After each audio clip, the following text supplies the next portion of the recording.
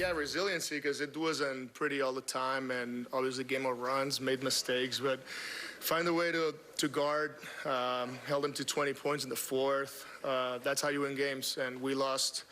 Obviously, that last one, we couldn't score, and they scored 35 points, and we came back and did a good job in a player that had it going, 22 points in the first half and only 2 points in the second half. So Zaire did a great job.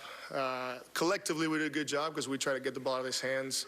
But also Zaire took the challenge one-on-one, going vertical, and it was good. It was a good fourth quarter. The Cam Thomas three, I think you thought about calling timeout, but let Cam Thomas just do his thing. What did you?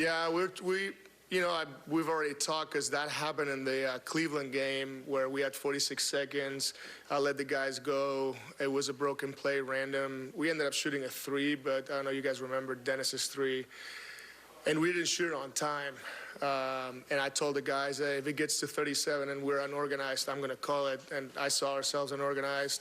I was calling it, but CT, he did what he does, step back three, and basketball gods, because I was really calling a timeout. In the fourth quarter, I don't have it in front of me, but it seemed like you guys did a much better job on the boards. They were doing a good job getting at you on the boards early. Did you change anything tactically on that, or was that just effort? Yeah, I think it was effort. Obviously, we also had Nick down there, which is, like a big presence, long, and it's like first and second jump, and he could deflect ball, and I think everybody was in the fight, and we come up with a lot of them. We ended up winning the second chance point battle by 5. But if you look at it, they were 4 out of 14, 15 out of second chance, which that means that they didn't convert, but they got a lot of them. So we were not good enough, but we got lucky, basically. Jordi, you talked about how you guys want to take better care of the ball. Obviously, I think that brief stretch, I think it was like late, the ball kind of got away from you guys, but you were able to recover a little bit. How much did it say about the team's resolve that you guys didn't let those turnovers kind of get you into a bit of quicksand, if you will? Yeah, turnovers are deflating. Points out of turnovers, and offensive rebound threes are the most deflating things in the world in basketball, right?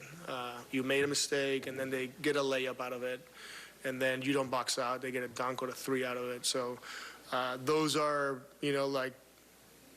those are tough to deal with, but you can tell that our team, even though that happened, instead of dropping our shoulders and turn negative, we just thought next play, and then we came out in the fourth. I know it was also a couple of turnovers here and there, but the way we closed the game, I thought it was impressive on both ends.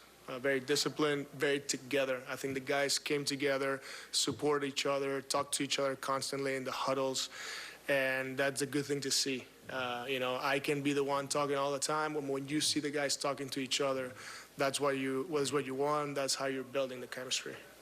For Ben, you mentioned the other night about how the plans wasn't changed. You wanted to play that aggressive level to get 10 assists in the first half. Just what did you see from him? It was impressive, especially the way he was just finding everybody.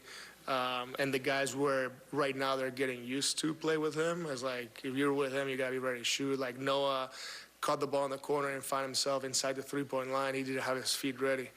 He said it's my fault. I got to be, positioned better. And that was great. He had those 10 assists in the first half, ended up with 12, which is a great number, and we needed that. Like we talked before, we were missing his playmaking, ball handling, big body on both ends, also defensively. So it was great to have him back. For Noah, he's mentioned to us before that if he gets the opportunity, he can knock down a three, but to make this many in a game, was that a surprising thing, or just, how did Noah kind of get to those spots for you? No, because I see him shoot every day, and I know he's a good shooter. When I get mad at the guys is when they stop shooting. And Noah, one thing he's done consistently is just continue to let it fly, and it's how it works. You cannot control if it's gonna go in. You can control if you take a good shot. He kept taking good shot after good shot after good shot, and 5 for 10 is it's what we want to see. And I want him to keep shooting every time, and those catch and shoot threes. Going deeper on Noah, he's the MVP in Boston. He gave you guys some good minutes in Cleveland. And beyond the shooting, how impressed were you with kind of his activity? Everywhere it seemed like he was kind of impactful on the boards a little bit too. Yeah, I mean, his winning plays on defense, his verticalities, the way he protects the rim for us, switchability. He's engaged. He competes at a high level. So I'm very happy for him because, like, the same way when I saw Doe making those threes, like, you're happy because you see it every day. You see it every day at the practice facility, shooting. And when it happens, I am not surprised. Maybe somebody else on the outside is, but, I see it every day. And sometimes it's just, the good thing is when different guys are, today it was Noah, the other day was Doe. That's how we have to function. Obviously, we have players with roles that are going to take more shots, like CT, but then that X factor, who's going to be the X factor? We have many guys that can be X factors, and we're not surprised when that happens. On Ingram, Zaire was obviously great. You kind of mentioned that it's a little bit of a team performance there. What is that conversation like at halftime where you kind of have to, not, maybe it's a mix of challenging the guys, but also maybe figuring out something differently? Yeah, we had to be more aggressive. We especially missed him in transition. He had 8 transition points in the first half out of the 22. And that's just us not doing our job because you don't have your man. You have a man in transition. So whoever picks him up and then everybody else has to load. And if we want to get the ball out of his hands, like too many possessions where he just shot a pull-up 3 and he's taller than pretty much everybody else and he doesn't see you. That's how good he is. I've seen it 1,000 times. And, like I told the guys, is we have to challenge ourselves because he is so good. We got to get the ball in his hands. And not just Z taking that assignment for him as to guard him one-on-one, but also when we put 2 on him, then we scramble out. Sometimes they made threes, like Brandon Boston made a crazy 3 that we have to live with. Jose made one from the corner, tough one. Again, those are on me. The guys are doing their job. Is that the last one, guys? I was just going to ask him, Brandon, is that in the second half? I mean, you doubled him a lot. Is that the most you think you ran doubles at a player? No, I've played against No, I mean, just with in this season. I don't know, maybe.